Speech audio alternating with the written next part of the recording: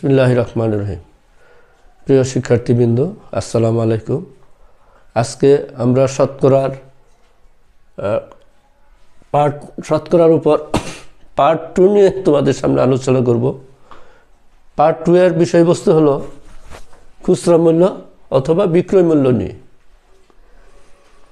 যেমন কোনো একটি জিনিস নির্মাতাকারী 20% লাভে এবং খুচরা বিক্রেতা 20% লাভে বিক্রি করে, এবং নির্মাণ খরচ যদি 100 টাকা হয় তাহলে খুচরা মূল্য কত হবে, এরকম যদি থাকে তাহলে আমরা কিভাবে অঙ্কটি করব, সেটির শর্টকাট মেথডটি নিয়ে তোমাদের সামনে উল্লেখ করতেছি বা বলতেছি। যেমন কিভাবে করব, আমরা 20% লাভ সম্পর্কে আমরা বলতে পারি 120, তো এটাকে 10 দ্বারা ভাগ করলে 12। আবার এখানেও 20% লাভে বিক্রয় মূল্য 120 ভাগ 10 থাকবে কত, 12। তো দুইটা গুণ ফল বের করব, 12 12 144। এই যে এখানে 12 12 144, এটাই কিন্তু উত্তর। 144 হবে এটার উত্তর। এটা এখানে একটু হলো যে নির্মাণ খরচকে 100 দ্বারা ভাগ করে দিলে 100 100 কাটা যাবে। এখন যদি নির্মাণ খরচ 200 টাকা হয় তো 100 দ্বারা ভাগ করলে শুধু 2 থাকবে, আর 144কে 2 দ্বারা গুণ করব। যেমন এখন আমরা এটা কিভাবে করতে পারি যদি একটু ব্যাখ্যায় আসি, তাহলে আমরা জানি নির্মাণ খরচ খুচরা মূল্য সমান খুচরা মূল্য সমান, এখানে শুধু লিখব নির্মাণ খরচ আর নিচে লিখব 100, এটা হলো সূত্র। আর গুণন লিখব ওই যে 20% লাভে 120, এখান থেকে 10 দ্বারা ভাগ করলে 12 হবে। আবার এখানে 20% লাভে বিক্রি করে খুচরা বিক্রেতা, সেটাও 120, এখান থেকে 10 দ্বারা ভাগ করলে হবে 12, তাহলে 12 12 144। আর নির্মাণ খরচ দেওয়া আছে 100, 100কে 100 দ্বারা ভাগ করলে 100 ভাগ 100, তাহলে এটা কাটা চলে যায় আর এখান থেকে 144, তাহলে এটা উত্তর হবে 144। ঠিক এমন এখন যদি এরকম হয়, নির্মাণ খরচ যদি হয় 200 টাকা, তাহলে এখানে শুধু 2 হবে, আর 100 টাকাটা 144 দ্বিগুণে 288 হবে। আবার নির্মাণ খরচ যদি 300 টাকা হয়, তাহলে এই 100 দ্বারা 300কে ভাগ করব।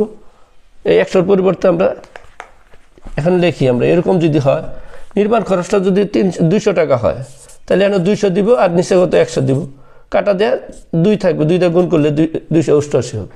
তো যে কোনো সংখ্যা যদি এখানে হয়, 500 যদি হয় নির্মাণ খরচটা, 500কে 100 দ্বারা ভাগ করলে 5 দ্বারা এটা গুণ করবো, অর্থাৎ 100-র সাথে যে লাস্ট ডিজিটটা থাকে এইটা দ্বারা শুধু এটারে গুণ করে দেবো। 144কে 1 দ্বারা গুণ করবো, এখানে 200 থাকে 2 দ্বারা গুণ করবো, 100 দ্বারা ভাগেরও দরকার নেই, ভাগ করার দরকার নেই। এখানে যা থাকবে নির্মাণ খরচ যদি 300 থাকে, তাহলে এখানে 100 দ্বারা ভাগ করে থাকে কত, 3, অর্থাৎ প্রথম যে গড়টা থাকবে সেটা দ্বারা আমরা গুণ করব। 400 হলে এখানে যে 100 দ্বারা ভাগ করলে থাকবে কত, 4, এই 4 দ্বারা 144 গুণ করব। এভাবে আমরা অসংখ্য অঙ্ক করতে পারি। হ্যাঁ, যদি কোনো একটি জিনিস নির্মাতার 25% লাভে এবং খুচরা বিক্রেতা 25% লাভে বিক্রি করে, তখন খুচরা মূল্য কত হবে? নির্মাণ খরচ কিন্তু 100 টাকায়। এই ক্ষেত্রে আমরা লিখতে পারি 125 হবে 25% লাভে বিক্রি মূল্য, সেটাকে যদি 10 দ্বারা ভাগ করি তাহলে হবে 12.5 গুণন, আবার এটাও যদি 25% লাভে বিক্রি মূল্য 125, তাকে ভাগ করবো কত, 10 দ্বারা, তাহলে হবে 12.5। তাহলে দুইটা গুণ করব, আর এই দিক দিয়ে নির্মাণ খরচকে 100 দ্বারা ভাগ করলে হবে কত, 1, তো 12.12, আবার 12.12কে গুণ করলে আমরা লিখতে পারি 156.25, 156.25। তখন সেটার সঠিক উত্তরটা হলে আমরা লিখতে পারবো 156.25 হবে এটার উত্তর। এটা লিখবো আমরা 156.25। এভাবে যে কোনো সংখ্যা পরিবর্তন যদি করি, 25 অথবা 30, এটাও 30, তাহলে ওইভাবে আমরা করব। ওকে, এখন তোমাদের সামনে আলোচনা করব শেষ বিক্রয় মূল্য কিভাবে বের করব। যদি কোনো একটি দ্রব্য 1200 টাকায় কিনে 15% লাভে বিক্রি করলো কোনো তৃতীয় ব্যক্তি অন্য ব্যক্তির কাছে 5% ক্ষতিতে বিক্রি করলে শেষ বিক্রয় মূল্য কত হবে? এরকম যদি থাকে তাহলে আমরা কিভাবে করব? এইটাকে আমরা খুচরা মূল্যের সাথে তুলনা করতে পারি। কিভাবে? খুচরা মূল্য নির্ভর করে নির্মাণ খরচের উপর। নির্মাণ খরচকে 100 দ্বারা ভাগ করছিলাম আমরা। আর এই ক্ষেত্রে শেষ বিক্রয় মূল্য বের যখন করব তখন এইটাকে ক্রয় মূল্য 1200 টাকায় কিনে মানে কি 1200 টাকা হলো ক্রয় মূল্য। শুধু এটুকু লিখবো যে ক্রয় মূল্য, নিচে লিখবো 100। তখন যা হবে ওইটা ওই যেমন 15% লাভে কত হয় 115 ভাগ করবো কত আমরা 10 দ্বারা 1.15। আবার 5% ক্ষতিতে বিক্রি করলো 100 বিয়োগ 5 95 ভাগ করবো 10 9.5। ওই দুটাকে আবার গুণফল আগের মতনই বের করব। শুধু পার্থক্য হবে এখানে 1200কে 100 দ্বারা ভাগ করলে হবে কত 12। এই 12 দ্বারা ওইটাকে গুণ করে দেব। যেমন তখন এভাবে করবো যে শেষ বিক্রয় মূল্য সমান হবে শেষ বিক্রয় মূল্য সমান আমরা লিখব, তাহলে উপরে লিখবো কত 1200, নিচে লিখবো 100। আর এখানে লিখবো 15% লাভে বিক্রয় মূল্য মানে 115 ভাগ দিলে 10 দ্বারা হবে 1.15 গুণন 5% ক্ষতিতে বিক্রি করলো দ্বিতীয় ব্যক্তি, তাহলে সেটা হবে 100 বিয়োগ 5 মানে 95 ভাগ 10 9.5। তাহলে এই দুইটা গুণ করে এই 2 শূন্য মানে কাটা দিব, থাকবে 12। আর এই 12 1.15 9.5 গুণ করে আমরা লিখতে পারবো 13 11। তাহলে সেটার সঠিক উত্তরটা হবে 13 11 অর্থাৎ 1311। তাহলে এটাকে যদি আমরা একদম শর্ট আবার আলোচনা করি কি লিখব? তাহলে শেষ বিক্রয় মূল্যটা নির্ভর করবে ক্রয় মূল্যের উপর। ক্রয় মূল্য কত 1200 টাকা, এটাকে 100 দ্বারা ভাগ করবো, লিখবো 12 দ্বারা। তারপরে বাকিটা যেরকম আছে 15% লাভে 100 প্লাস 15 সমান 115 ভাগ দিব 10, আগে যেভাবে করে আসছি 1.15। আবার 5% ক্ষতি 100 বিয়োগ 5 95 ভাগ দিব 10 9.5। এটা আমি আর এখানে দেখালাম না, যেহেতু পূর্বে কয়েকবার এটা দেখানো হয়েছে তোমাদের সামনে। তাহলে এই দুইটা আর এখানে 100 দ্বারা এটা ভাগ করলে যা থাকে 12 গুণ করলে টোটাল হবে আমার 1311। আরেকটি অঙ্ক এরকম আমরা দেখতে পারি, সেটি হলো যেমন নতুন মেশিনের মূল্য 1,20,000 টাকা, প্রথম বছর পর 20% হ্রাস পায়, আবার দ্বিতীয় বছর পর 20% হ্রাস পায়। শেষ সময়ে বিক্রয় মূল্য কত? শেষ সময়ে বিক্রয় মূল্য কত? তাহলে আমরা এটি কিভাবে করব? ওই আগের নিয়ম যেটা বলছিলাম, বিক্রয় মূল্য মেশিনের মূল্য 1,20,000 মানে ক্রয় মূল্য, সেটাকে আমরা 100 দ্বারা ভাগ করব, থাকবে 1200। তারপরে যে কাজটা 20% হ্রাস পাই 100 বিয়োগ 20 সমান সমান 80 ভাগ 10 8। আবার এটাও আবার দ্বিতীয় বছর পরেও 20% হ্রাস পাই 100 বিয়োগ 20 থাকবে 80 ভাগ 8 10 থাকবে 8। তো 8 8 64, 64 গুণন 1200 সমান সমান যেটা সেটাই হবে উত্তর। তখন সেটার উত্তর হবে 86,800 টাকা। এটা যদি আমরা এইভাবে করি তাহলে শর্টকাট যদি আমরা করি তাহলে কি লিখবো? 1200 ক্রয় মূল্যকে আমরা 1,20,000কে 100 দ্বারা সবসময় ভাগ করব, থাকবে 1200 গুণন দিব 20% হ্রাস 100 বিয়োগ 20 মানে 80, 80কে 10 দ্বারা ভাগ করলে থাকে 8। আবার এটাও 20% হ্রাস দ্বিতীয় বছরে থাকে 80 ভাগ 10 থাকে 8। তাহলে 8 8 64 আর 1200 গুণ করলে হবে 76,800। এভাবে আমরা এই অঙ্কটি করতে পারি। এরকম আরও অনেক অঙ্ক এভাবে করব। আচ্ছা, আগে আমরা যা দেখছিলাম তার থেকে একটু ব্যতিক্রম দেখছি। যেমন কোনো দোকানদার 15% ছাড় দিয়ে সে 40% লাভ করে, এরকম যদি থাকে তখন সূত্রটা একটু সামান্য ব্যতিক্রম হবে। যেমন আগে আমরা এটার সূত্রটা হবে এইরকম, এটার সূত্রটা হবে, বাকিগুলি সব ঠিক আছে, শুধু একটু চেঞ্জ। এটার বিক্রয় মূল্য সমান হবে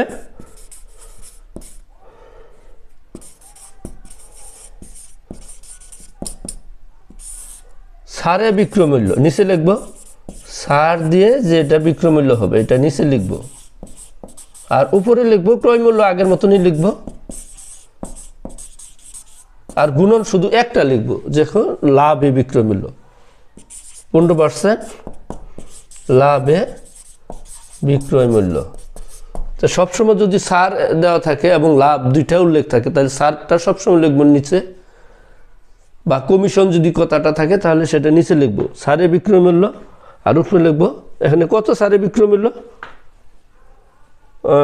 15% ছাড়ে বিক্রয় মূল্য, ভুল হয়েছে, তাহলে এটা আমরা লিখবো 40% লাভে বিক্রয় মূল্য, আর নিচে লিখবো 15% ছাড়ে বিক্রয় মূল্য। এটা একটু মুছে আবার লিখে 15%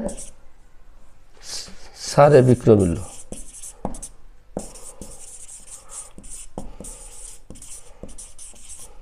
তাহলে অর্থাৎ নিচে লিখবো যত ছাড় দিবে সেটি, আর উপরে লিখবো যেটা লাভ হবে। তাহলে ক্রয়মূল্য আমার দেওয়া আছে এখানে, যদি অঙ্কটি করি 850 টাকা দেওয়া আছে ক্রয়মূল্য। তাহলে সূত্রটি আমরা বুঝতে পারি, আগে বুঝতে পারলাম যে আগে হবে উপরে ক্রয়মূল্য হবে আগের মতনই, শুধু নিচে ছাড় দিয়ে যেটা সেটা লিখবো। যেমন 15% ছাড়ে বিক্রয় মূল্য নিচে লিখবো, আর 40% লাভে বিক্রয় মূল্য এটা উপরে লিখবো। আগে আমরা লিখতাম উপরে দুইটাই লিখতাম, লাভ ক্ষতি যেটাই হইতো, কিন্তু এই ক্ষেত্রে সবসময় ছাড় যেটা দিবে সেটা নিচে লিখবো। তাহলে এখন যদি আমরা লিখি যে ক্রয় মূল্য কত টাকা, 850 টাকা, এটা মানটা বসাই আমরা,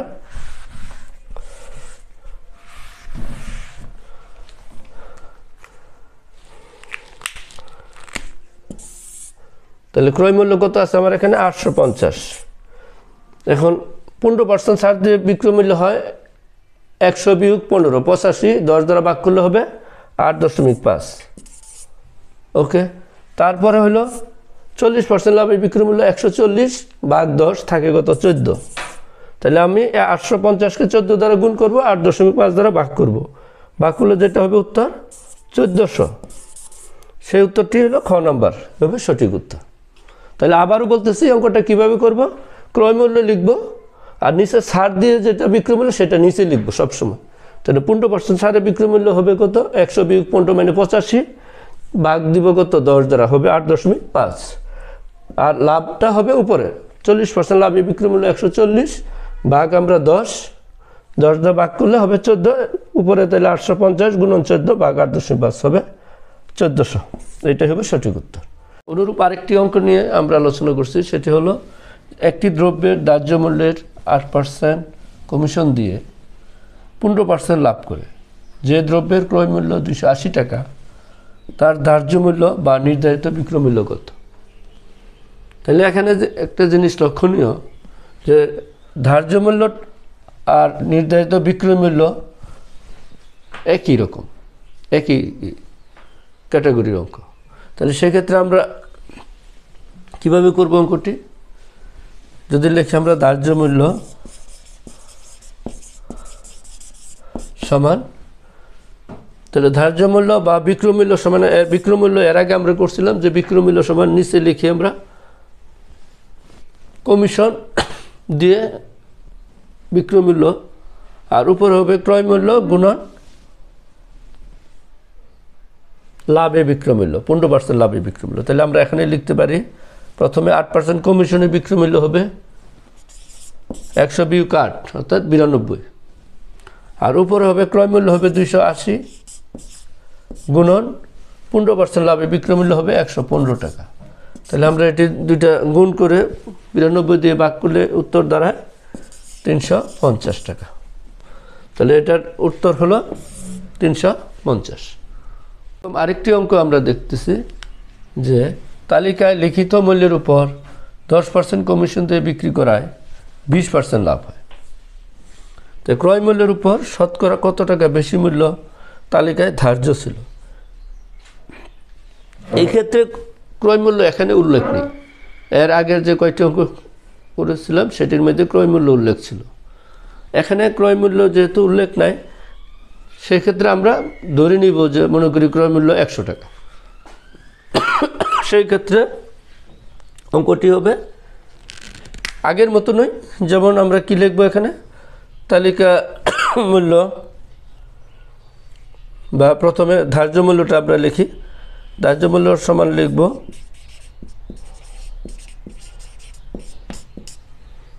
নিচে হবে কমিশন দিয়ে কত, 10% কমিশন দিয়ে বিক্রয় মূল্য, তো কত হবে 90। আর উপরে ক্রয় মূল্য যেহেতু দেওয়া নেই, আমরা ধরে নিব 100 টাকা। 100 গুণন আর 15% লাভে বিক্রয় মূল্য 115, না 20% লাভে, দুঃখিত, এটা হবে 20% লাভে বিক্রয় মূল্য হবে 120 টাকা। তাহলে এখন যদি আমরা এটা কাটাকাটি করি, এই শূন্য কাটা, 3 দ্বারা কাটতে চায়, 3 3 9, তাহলে সমান সমান হবে 3/400 টাকা। তাহলে ধার্য মূল্য হলো আমার 3/400 টাকা। যেহেতু এটাই উত্তর হতো, কিন্তু যেহেতু এখানে বলা আছে শতকরা কত টাকা বেশি মূল্য তালিকায় ধার্য ছিল, শতকরা কত বেশি ছিল, কম এবং বেশি বললে আমরা 100 থেকে বিয়োগ করব। তাহলে শতকরা বেশি ছিল, এত বিয়োগ 100 লিখব। শতকরা বেশি ছিল, তাহলে হবে 3/400 বিয়োগ 100 সমান সমান 33 সমস্ত 3/1% হবে। তাহলে সেটার উত্তরটি হলো 33 সমস্ত 3/1, এটা হবে উত্তর।